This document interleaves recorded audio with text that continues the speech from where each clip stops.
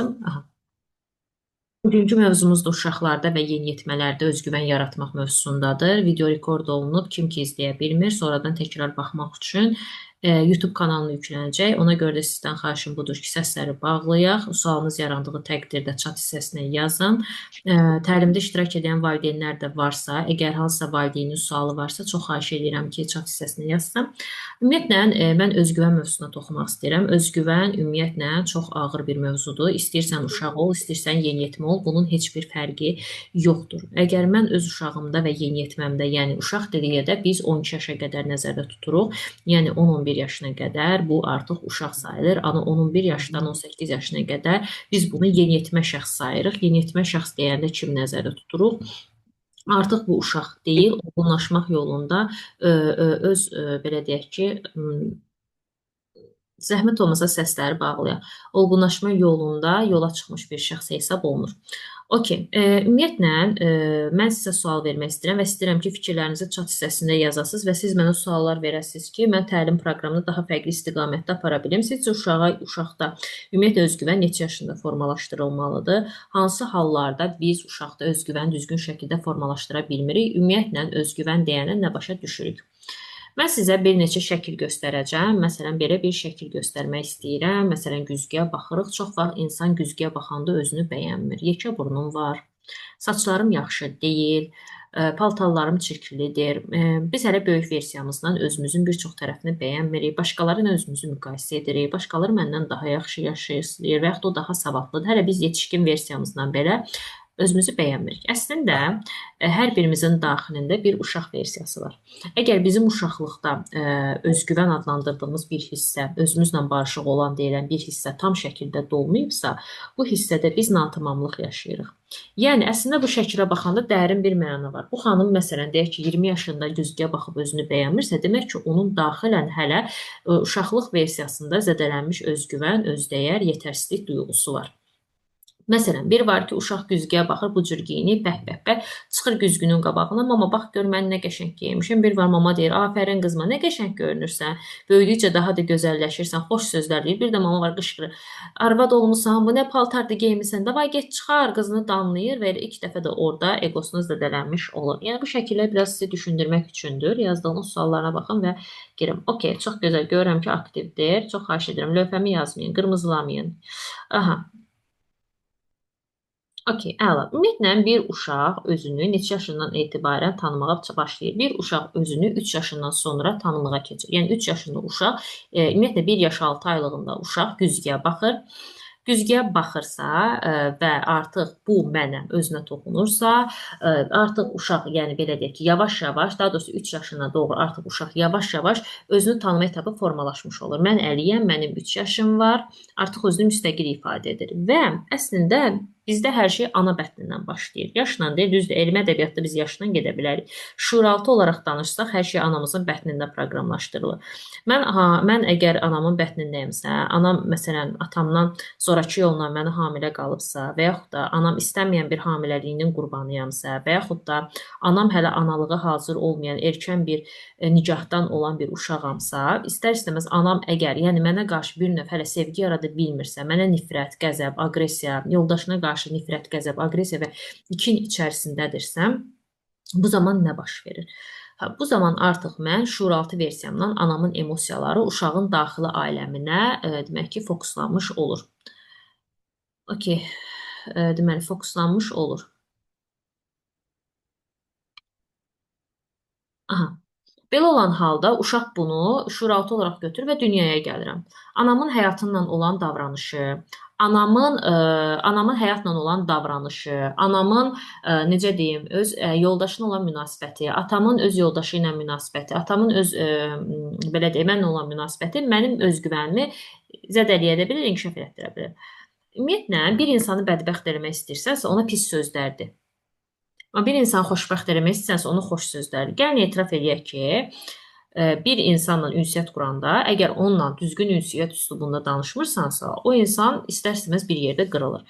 Uşaqla da xüsusən, söyürsənsə, təhqir edirsənsə, get o tərəfə. Bəzən heç söyürsən, təhqir eləmirsən, amma o qədər belə söz deyirsən ki, dədəsi sifət, Anasına oxşamış, getdi biblərini oxşadı. Gör kimdən əmələ gəlmisən. Aton heç bir qəpik qazana bilmir. Anon heç yaxşı qadın deyil, belə yemək bişirə bilmir. Primitiv deyək ki, uşağın beyninə artıq kodlanır, yəni proqramlaşır. Uşaq hələ başa düşmür nə baş verir. Uşaqdan atasına qarşı nifrət yaranır, anasına qarşı nifrət yaranır. Yəni bir növ uşağın özgüvəni zədələnir. Mənim özgüvənimin güclü olması üçün uşaq versiyamla mən davamlı olaraq təqdir olunmalıyam, sevilməliyəm, yetərli hiss edilməliyəm, dəyərli hiss edilməliyəm və valideyn bu balansı düzgün tutuşdurmalıdır. Nə aşırı ifrata qaçmalı deyil, nə də aşırı məni əskitməli deyil.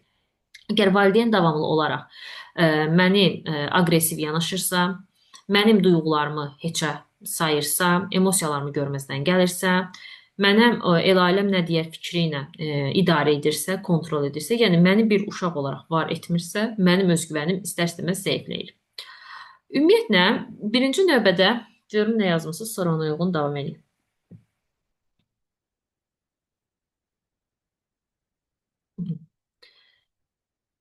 Deməli, birinci növbədə çoxumuz, indi mən biraz burada həm şəxsi inkişaf üzrə danışacağam, həm uşaqla, yəni paralel sintez eləyirəm ki, başa düşək ümumiyyətlə. Şərtsiz sevgi. Gəlin etiraf edək ki, bəzi valideynlər həqiqətən valideyndir. Öz övladlarını belə şərtli sevirlər. Məsələn, sən 5 alsan, mən səni sevəcəm. Atana çay süzsən, sən yaxşı qızsan. Qardaşımın sözünə baxsan, sən yaxşısan. Filan şey eləsən, sən ancaq şərt verirəm yarıma. Amma şərtsiz sevilən çox az insan var, yəni çox az uşaq var. Bəzən valideyn öz egosundan uşağını sevir. Məcbur edir ki, həkim olmalısan. Məcbur edir ki, bunu etməlisən. Məcbur edir ki, bunu geyinməlisən. Məcbur edir ki, bu cür olmalısan. Malı məlilər, etməlisən. Uşaq şərtli o qədər sevilir ki, şərtli. Böyüyəndə də qabağına onu şərtli sevəcək kişiləri və ya qadınları cəlb edir.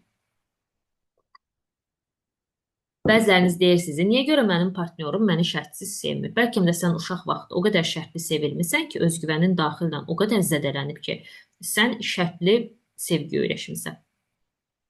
Uşaqlıqdan uşaqlar adi oyuncaq oynasın, paltar geyinsin, sadə yeməklər hazırlasın, nə bacarmağından asılı olmayaraq, uşağa sən bunu bacardın, sən bunu etdin, əhsən sənə. Yəni primitiv sözlərlə çox vaxt uşaq kakaş eləyir və yaxud da ki, sidiyə gedir. Misal üçün deyək ki, bu ən primitiv ehtiyacdır. Valideyn işləyir, deyir ki, misal üçün deyək ki, bu nədir edib, bütün günü tualet batırmısan, nə bilim, kaka eləmisən, uf, adi belə uşağın belə deyək ki, tualetə vərdişi belə, tualetdə etdiyi bir şey belə valideyn və yaxud da ki, böyük bir şeysə, onun yenə də özgüvəni zədələnir. Deməli, bizim burada tənqid əvəzinə niyə belə etdin? Yox, gəl növbəti dəfə bunu başqa cür edək. Sən bacarmırsan, yox, bu dəfə alınmam, amma məşq etdikcə daha da yaxşı olacaq. Və zaman-zaman hamınız təsdiq edirsiniz ki, siz böyümüş versiyanızla həmişə təsdiq olunmaq, sevilmək, dəyərli və yetərli olmaq uğrunda mübarizə aparırıq. Əslində manipulyatörlər niyə var? Manipulyatörlər ona görə var ki, daxilən sənin uşaq versiyanın nəyə ehtiyacı olduğunu çox gözəl bilir. Emosiyaların tanınmasına imkan vermir. Bu nə deməkdir? Ümumiyyətlə, uşaqla emosiyaları işləmək istəyiriksə, ilk növbədə 3 yaşdan sonra uşaq emosiyalarını yavaş-yavaş öyrənir. Mən ağlayıram, mən pisəm, mən qorxuram, mən narahatam, mən məsəl üçün həyəcanlıyam. Emosiyalar iş budur. Uşaq duyğusunu ifadə edəndə valideyn deyirsə, sənə görə oldu, sən belə etdin, sən yaxşı qız olsaydın, sən bu cür etsəydin, və yaxud da stəkan əlindən düşür, qırılır, valideyn bir dənə şillə vurur və yaxud da dərsindən 2 alır, atası cəza və get otağa. Yəni, adi dərsə görə uşağa münasibət şərtli sevgidir. Uşaq fikirləşir ki, mənim akademik göstəricim əgər zəifdirsə, mən yaxşı uşaq deyiləm. Amma okey, sənin başa düşürəm ki, bu məsələn riyaziyyatdan 2 almısan, amma bu dəfə necə eləyə bilərik ki, sən daha yaxşı şəkildə, məsəl üçün deyim ki, bu qiymətini düzəldəsən. Yəni problemə həll yönümlü yox, şiddət yönümlü, təhqir yönümlü, söyüş yönümlü, yox sayaraq, heç sayaraq önəmli. Bunlar kodlanır. Özgüvən nə zaman özgüvən olur? Özgüvən o zaman özgüvən olur ki, orada sən rədd edilməkdən qorxmursan, tərk edilməkdən qorxmursan, dəyərsizləşdirməkdən narahat olmursan, egonu yönəldə bilirsən, önəmsənilməməkdən qorxmursan, sevilməməkdən qorxmursan. Özgüvən bax bu halı. Bunu da hansı valideyndir? Yəni təbii ki, hamımız insanıq, valideynlərimiz səhvlər eləyib. Yəni sizin də, mənim də, hamının, yəni hətta biz özümüz belə uşaqlarımıza qarşı zaman-zaman bir çox səhvləri edirik. Yəni gəlin bunu etiraf edək ki, səhvlərimiz var. Ümumiyyətlə, bəzən valideyn uşağını o qədər tərifləyir. Bu da dəxilsiz tərifdir. Məsələn, ola bilər ki, sənin uşağın 100% nəticəni 70%-ni bacarır. Bu zaman demək lazım ki, afərin. Bu dəfə bu qədərini bacardın. Gələn dəfə daha çoxunu elə. Əgər eləyə bilməsən belə eybi yox. Bir də valideyn başa düşməlidir ki, mənim uşağımın müəyyən bir qabı var. Məsələn, Aysel riyaziyyatı yaxşı bilirsə, mənim də uşağım riyaziyyatı yaxşı biləcək deyə bir şey yox. Bəlkə mənim uşağımın atıram tikişə marağı var. Bəlkə mənim uşağımın həkimliyə marağı var. Kimyanı daha çox sevir. Bu hissə və uşağa seçim imkanı vermək. Baxın, gəlin etiraf edək ki, çoxumuz həyatda iş seçimində və partnyor seçimində yanılanda həyatımızın altı üstündən pis olur və sonra şikayət edirik. İnsanın ilk seçim ixtiyarı da 3 yaşından sonraya başlayır. Mən bunu istəyirəm, mən bunu istəmirəm. Mən bunu yeyirəm, mən bunu yemirəm. Burada artıq uşağın sərhədlər qoymaq və seçim hüququ yaranır. Əgər uşaq onun seçimlərinə hörmət edildiyini, başa düşüldüyünü, anlaşıldığını hiss etsə, bu uşaq üçün rahat olur. Sonra bu uşaq böyüyəndə rahatlıqla partnyor seçə bilir. Məcburiyyətdən birinə hə demir, məcburiyyətdən evlənmir, anamatama görə evlənmir. Bunlar hamısı səhvdir və düzgün deyil. Niyə görə boşanmaların sayı çoxalıb? Çünki əksəriyyət ya məcburiyyət üzərindədir, ya pul üzərində münasibətdir, ya fədakarlıq. Yəni toksik birləşib, indi psixologiya həm vadiyə bomba kimi atılıb ortaya. Hamı yavaş-yavaş başa düşür ki, mən harda nəyi necə səhv eləyirəm, özümə harda ziyan vururam və başlayır boşanmağa. Amma o isə insan uşaqlıqdan, yəni bu təlimlər niyə vacibdir? Mən öz uşağımı elə şəkildə yetişdirməyə çalışıram. Birinci özüm, sonra uşağım.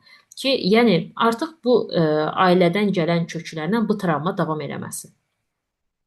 Səhvləri qəbul etmək normaldır. Çox vaxt valideyn adi öz oğluna, qızına belə səhv edəndə elə yanaşır ki, uşaq utanır, uşaq özünü yaraşdırmır və yaxud da uşaq özünü günahkar hiss edir. Və məhz buna görədir ki, uşaq sabahsı gün böyüyəndə, yeniyetmə sabahsı gün böyüyəndə, məsələn, dərs oxuyanda və yaxud universitetə girəndə, alınmayanda uşaq gedir özünü intihar edir. Çünki bəlkə də sən bilmədən onun qəlbinə günahkarlıq toxumunu əkdin. Harda? Davranışından, düşüncəndən. Ona görə nə etməliyik? Şəxsi inkişaf üzrə öz üzərimizdə mütləq şəkildə işləməliyik. Səhv etmək öyrənməyin bir hissəsidir. Gəl görək nə öyrəndik? Uşağa ən azı bu cür yanaşmağı bacarmaq. Yəni səhv etmək, səhvlərimizi qəbul etmək, uşağa seçim imkanı vermək, tərifi həddindən çox verməmək, sosial bacarıqları inkişaf elətdirmək, qrup oyunları, yaşına uyğun məşğələlər və s. bunlara diqqət eləmək lazımdır. Siz suallarınızı yazın, mən suallar əsasında təlim aparım. Nə sualınız varsa öz güvəninə aid yaza bilərsiniz. Valideyn modeli. Uşaq ümumiyyətlə əksərən valideyndən nələr görürsə, onu birbaşa təkrarlayır. Məsələn, deyək ki, görür ki, məsələn, atıram, deyək ki, ana bütün günü pol silir, yer silir. Bir də görəsiz ki, uşaq da lap oyun oynayır da bağçada, evdə. Uşaq da götürüb pol silir. Və yaxud da ana bütün günü yemək bişirir. Gördüyü budur da. Yəni uşaq da gedib yemək bişirəcək. Və yaxud da ki, ata bütün günü məsələn deyək ki, evdə qışqırır və yaxud da ki, deyək ki, kimisə, məsəl üçün deyək ki, təhqir edir. Uşaq da başlayacaq ətraf aləmə qarşı bu cür olmur. Yəni uşaq gördüyünü şuuraltı olaraq davranışlarında bunu göstərir. O bir söz var, bəlkə çoxunuzu incidəcək, deyir, uşaq evin güzgüsüdür.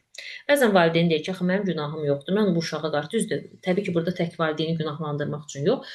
Uşaq, yəni ola bilər ki, sizin boşluğunuza görə o kiminsə davranışı götürür. Baxın, ailədə kim var? Nənə, baba, bibi, əmi, xala, hamısının proqramları, hamısının dediyi sözdə tək ana-ata üzərinə yox, hamısının dediyi sözdə ətraf mühit uşağın psixikasına təsir. Ola bilər sən valideyn olaraq uşağın özgüvənini böyüdürsən xoş sözdə, amma bir dənə nənə gəlib uşağa deyəndə ki, dədəsi sifət, get otur orada. Uşağın özgüvəni getdi, öz dəyərini sındırdın avtomatik olaraq. Düzdür, bu hər uşaq üçün keçərli deyil. Elə uşaqlar iradəlidir, vecinə deyil. Amma elə uşaqlar həssasdır, artıq onu götürə bilir. Ümumiyyətlə, mükəmməliyyətçilik bir şeyin sonudur. Mən fikir versinizsə, təlimi biraz sinxron keçirəm, böyüklərlə də əlaqələndirirəm. Çünki hər şey, bilirsiniz necə, böyüklükdə yaşadığımız əksər şeylərin travmatik hadisəsi əksərən bizim uşaqlıq dönəmimizə gedir, çıxır. Düzdürmü? Gəlin bunu qəbul edək. Mükəmməliyyətçi yox, irəliləyişə daha çox önəm verək.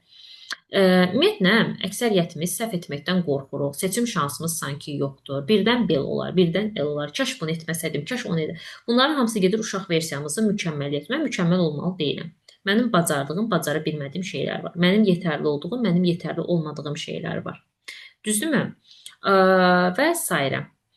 Ümumiyyətlə, insan davamlı olaraq özünü dünənki öz versiyasına müqayisə eləməlidir. Uşaq da belə. Bax, dünən sən, məsəl üçün, deyək ki, 5 dənə heyvan bilmirdi. Amma bugün birini bildin. Dünən sən ağac əkəndə tələsirdin, bugün isə artıq daha diqqətli. Yəni xırda belə nüanslar belə uşağın xeyrinə qəbul olunmalıdır. İndi mən istəyirəm ki, sizin biraz suallarınızdan gedim. Çox çürük-çürük və danışmağın tərəfdarı deyiləm. Baxım görüm ümumiyyətlə ki, mənə nə yazıb. Maraqlı suallarınız varsa verin, sonra mənə şəxsdə heç kəs yazıb sual verməsini çox xahiş edirəm. Deməli, uşaqlarda və yeniyetmələrdə özgüvən nədir və necə formalaşır? Mən bayaqdan bu haqda yetəri qədər danışdığımı düşünürəm. Ola bilər təlimə gec qoşulmusunuz deyə aydın olmayıb. Başqa fərdi sual verin. Ümumiyyətlə, hansısa bir uşağa yönəlik maraqlı suallarınız varsa, o dönəmli suallarınızı verin. Özünə səsli şəkildə verin, zəhmət olmasa. Mən o qaydaları qrupa yazmışam. Səsli şəkildə sual verməyin, hörmət eləyin özünüzə və qarşınızdakı insana çox xahiş edirəm. Dedim axı yazılı şəkildə verin. Bura konsultasiya deyil, ödəniş ödəməmisiniz, ödənişsiz qoşulmusunuz. Okey. Sualınız yoxdursa mən yekunlaşacağam. 11-ci sinif şagirdində özgüvəni artırmaq üçün hansı texnikalardan istifadə edir? Ümumiyyətlə, baxın, mən sizə bir söz deyim. Texnikadır, metoddur. Biz falçı deyilik. Hər bir uşaq, hər bir yeniyetmə individualdır. Yəni, mən tutam, atıram, get bu 5D texnikanı elə uşaq düzələcək. Aminəm, get bu meditasiya. Belə bir dünya yoxdur, əzizlərim. Texnika çoxdur, metodda sayı hesabı yoxdur. İstənilən texnikanı, metodu elətdirə bilərsiniz, amma uşaqda işə yarayacaq, yaramayacaq. Niyə görə? Çünki bunu tam dəqiq bilmək üçün, baxın, sualın qısa və net cavabı. Mən başa düşməliyəm ki, bu 11-ci sinif uşağı hansı nöqtədə, individual sözünün altında hansı nöqtədə qırılır. O nöqtəni başa düşüb, o nöqtəni təmir etdirməliyəm. Bəlkə onun qırılan nöqtəsi, atıram, özünü kimlənsə müqayisə etməkdir. Bəlkə onun qırıldığı nöqtə, tutalım ki, atıram, atasıyla olan münasibətidir. Bəlkə onun qırıldığı nöqtə hansısa müəllimin emosional fonundan təsirlənir. Baxın, bu hissələrə diqqət eləmək lazımdır.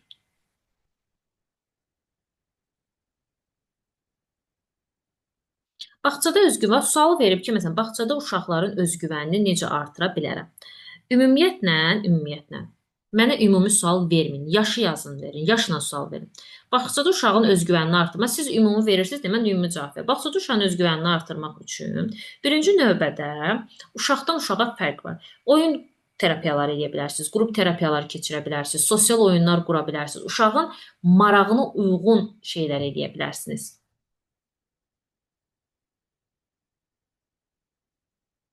12 yaşında oğlum var. Belə sualları sevirəm. Net, yaşla deyim.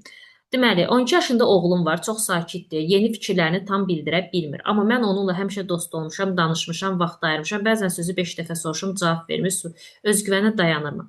Baxın, uzaqdan uzağa gəlin falçılıq eləməyək. Birinci növbədə siz anasınız, uşağınızla emosional kontaktınız var. Ola bilər ki, sizin görə bilmədiyiniz nöqtə var. Özgüvən tək anadan formalaşmır, həm də atanın da təsiri var.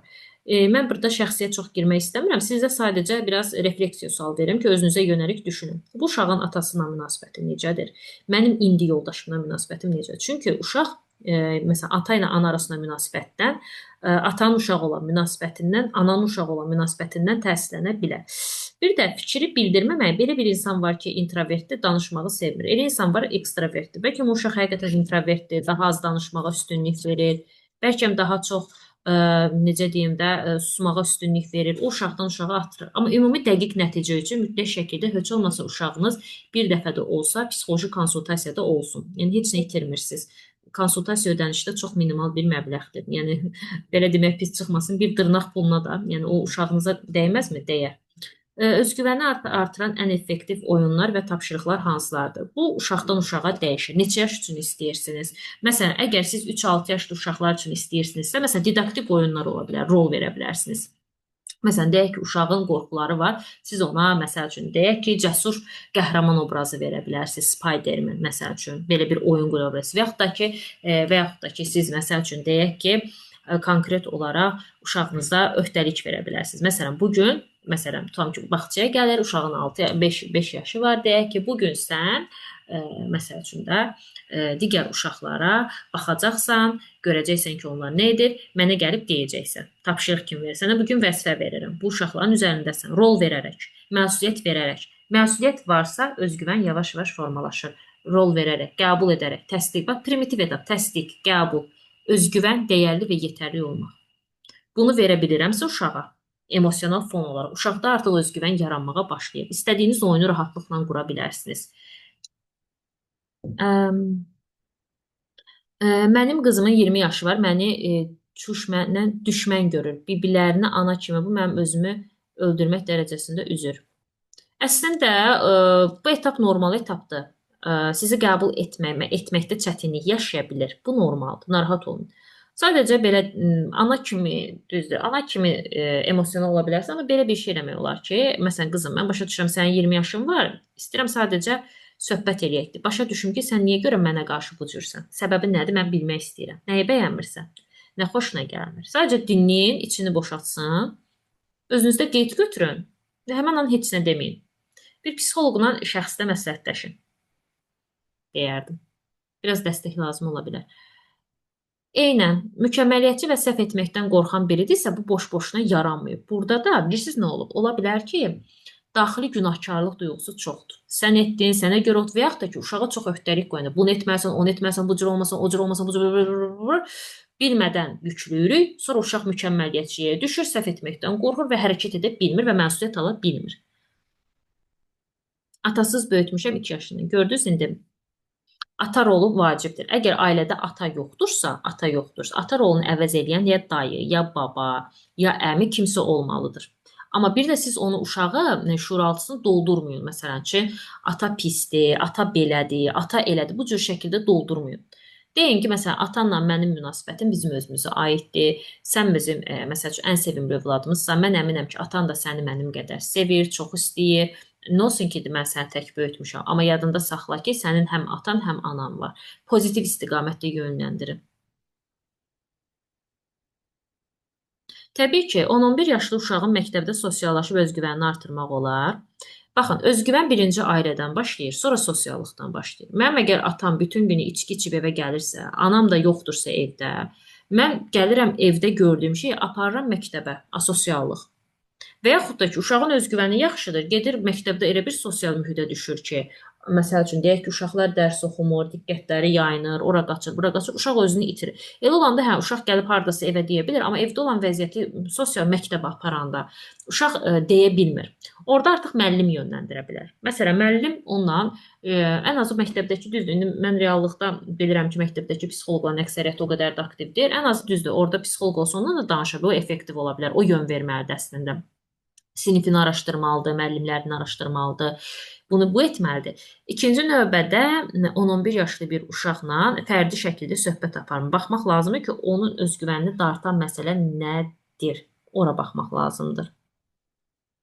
6 yaşında oğlum var, dəcəllik edəndə etmə, deymi deməklə sözümə baxmır. Bəlkə hiperaktivdir övladınız, bəlkə onun sizin sözünüzə baxmamaq xoşu gəlir. Məsələn, onunla davranış cədvəli qura bilərsiniz.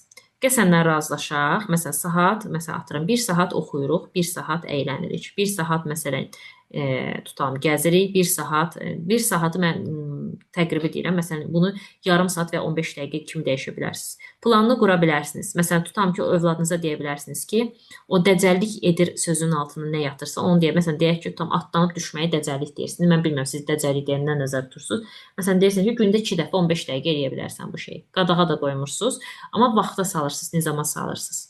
Ümumiyyətlə çox çətinlik çəkirsinizsə, özünüzə əziyyət verməyin. Heç olmasa bir psixoloji bir dəfə konsultasiya götürün. Çünki ümumi danışıram da, yəni fərdi mən heç kimə burdan nəsə deyə bilmərəm, etikdir. Asosialistdir, baxıram, ata maraqlanmır, bəzən də darıxır deyə düşünürəm, belə olur. Bəli. Asosial ümumiyyətlə olmur, uşağa etiket vurmayaq. Asosialdır, özgüvənli uşağımıza etiket vururuq. Çalışaq düzəldək. Nə üçün buradayıq? Düzəltmək üçün. Vəsə məsuliyyət götürək, mən övladımın yaxşı mənada düzəlməsini istəyirəm. Birinci hardan başlayıram? Özümdən. O məni aynalayır, o məni güzgülüyür. Mən hansı etapda bir valideyn olaraq çətinlik çəkirəm ki, bu mənim uşağımda sirayət eləyir. Deməli, mən öz üzərimdə işləməliyəm. Lazımsa bir psixoloji dəstək götürməliyəm. Primitiv etap. Düzdürmü? Ən azı bunu işləyim.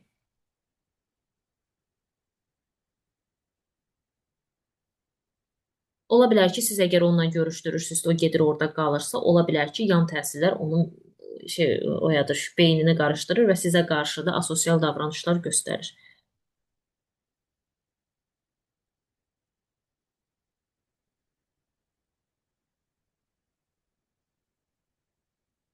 Təbii ki, ümumiyyətlə hiperaktivlik diaqnoz olaraq 5 yaşında qoyulur, amma 3-6 yaşda da görünə bilər. Bu normal sayıla da bilər, sayılmaya da bilər. Baxır hansı dərəcədə müşahidə olunur və ə, bu davranışları müəyyən qədər nizamlamaq olar. Evdə sosialdır, məktəbdə, o zaman məktəbdə problemi var. Siz araşdırın, görün onu nə sıxır. Məsələn, ola bilər ki, atıram. Məsələn, mən müasir dövrün qlobal problemlərindən məsələn deyəcəm. Ola bilər ki, məsəl üçün atıram. Məsələn, mənim bu yaxınlarda iş yoldaşım, demək iş yoldaşım mənə deyir ki, oğlumun 11 yaşı var. Gəlib bütün gün mənə deyir ki, ata, mənə iPhone 10, 17 Pro Max al. Mən də deyir onu almıram. Məsələn, gedir deyir uşaqların yanında qısla-qısla qalıb, düşüb imkanlı bir mühitə. Yəni düşüb imkanlı bir mühitə qısla-qısla da. Məsələn, primitiv etap. Burada başa düşmək olar ki, atası onu almayanda uşaq avtomatik olaraq özünü pis hesab edir. Siz də baxın, görün. O harda gedir özünü bu cür hiss etmiş olur. Məktəblərdə problemlər həddindən artıq çoxdur. Mənə ən çox müraciət edənlər də müəllimələrdir. Mən əvvəllər məktəbdə psixoloq işləmişəm. 13 yaşlı məktəbli uşaqların öz vəzifələrini başa salıb tələb etməkdə üzərlərinə çox getmirik. Sizə kim dedi ki, tələb eləyin və yaxud da ki, gedin. Mən belə bir cümlə işlətməmişəm. Belə deyim, dərs keçirilir, lakin bəziləri ciddi yanaşmır, hələ öz vəzifələrini dərk etməyə, həyatına acı gec göstərmir, daha düzgün olur, motivasiya vermir. Ümumiyyətlə motivasiya boş söz yığınırsa, o motivasiya deyil. Biz heç kəsin üzərinə yüklənmirik, biz heç kəsi nəyisə məcbur etmirik, malı-məli şəkilçisi yoxdur, bu mükəmməliyyətçilikdir. Sadəcə uşağın problemi varsa, ona fərdi baxmağa çalışmalıyıq. Yəni hər uşaq bir ailədən gəlir. Bir uşaq boşanmış ailədən gəlir. Bir uşağın atası cinayətkardır. Bir uşağın maması başqa kişiyə qoşulub qaçıb. Yəni mən praktikamdan deyirəm. 10-cu sinif uşağının maması 3 uşağını atıb Türkiyədəki kişiyə qoşulub qaçıb. Həmin uşaq 10-cu sinifdə oğlan uşağıdır. Bütün günü boyun aşağı gəlir məktəbə gedir. Müəllimləri onu həyata qaytarmağa çalışır. Yəni bu ağır bir travmatik bir hadisədir. O uşaqla, yəni heç kəs eyni deyil, onu demək istəyirəm. Hər uşaq da eyni deyil. 13 yaşlı məsələn 5 dənə fərqli məktəbli ola bilər, 5-i də eyni deyil. Mən ona görə bax xanım dedi texnika. Texnika ilə keçəsi deyil. Çünki hər kəsə uyğun bir texnika var. Onu yalnız fərdi şəkildə nəyinəsə etmək olar. Fərdi şəkildə də yalnız mütəxəssis eləyə bilər. Hardansa oradan buradan öyrəndiyiniz şeylərlə uşaqların beynini qarışdırmayın. Ən yaxşısı imkanınız varsa valideynə birbaşa deyin ki, mütəxəssisə getsin. Yönləndirə bilmirsinizsə heç olmasa necə deyim, məktəb psixoloqlarına üst tutun və tələb eləyin. Nə üçün ordadılar? Nə üçün əmək haqqı alırlar? Bütün gün otaqlarında oturmalı deyirlər ki, düşsünlər, araşdırsınlar, baxsınlar, görsünlər ki, bu uşaqda nə problem var. Niyə? O da cəmiyyətin bir uşağıdır. İmkansız olanda nə olar? Həyatın acı gerçəkliyi hər kəsə görə fərqlidir. Bəlkə sizin üçün acı gerçəklik başqa bir şeydir, amma o uşaq üçün başqa bir şey. Amma nə də olsa 18 yaşına çatmayıbsa, onun bizim dəstəyimizə ehtiyacımız var. Çalışaq ki, necə deyim, bacardığımız qədər gücü və potensialı nəyə çatırsa, uşağı ona uyğun yönəltməyə çalışaq. Çox nəyisə qısaraq. Məsələn, uşaq da oxumaq istəmir. Niyə məcbur edirik ki, oxu? Okay, müəllim kimi deyə bilərəm ki, bax balam, oxusan yaxşı olar. Gələcəyəm. Əgər çox istəmirsə, hə, israr edirsə, qoyun oxumaz. İstəmirdimi? O zaman yönətmək lazımdır ki, hansısa nəyisə marağım var. Yəni bacardığımızı əlimizdən gələn edirik, amma hamını bir sistemə də tam şəkildə tabe etmək olmaz. Pişiyim də mənə baxır.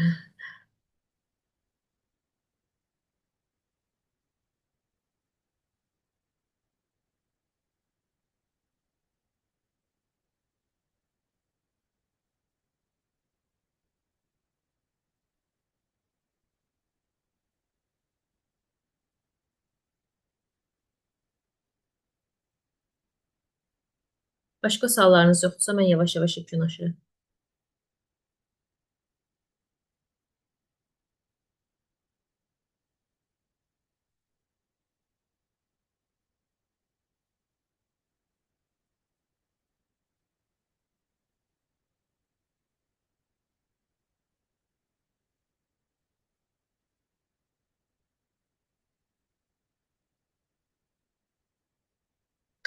Oldu. Bugünkü təlimimiz də bu qədər. Ümid edirəm ki, qısa şəkildə də olsa sizə də fayda verə bildim. Hər biriniz üçün faydalı oldu.